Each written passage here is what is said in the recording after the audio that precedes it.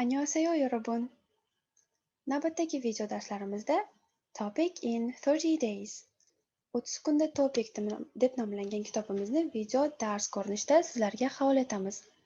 Bu kitobimiz hammaga tanish, lekin koreys va ingliz tilidaligi uchun ko'pchilik foydalanishda qiynalishadi.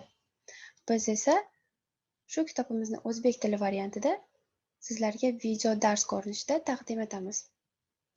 Bilamizki, Topic imtihonlarida va umuman koreys tili o'rganishda eng asosiysi bu lug'at boyligi, a grammatika juda oson.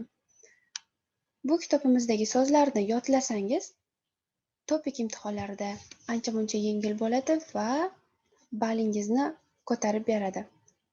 Bizni kanaldan uzoqlashmang va biz bilan Topic imtihonlariga tayyorlaning. Tayyor bo'lsangiz, boshladik. Har bitta dars boshida o'rganadigan so'zlarimizning umumiy ko'rinishini va tarjimasini ko'rib chiqamiz. Undan so'ng esa mana shu so'zlar qatnashgan gaplarni audio yordamida eshitib, tarjimasini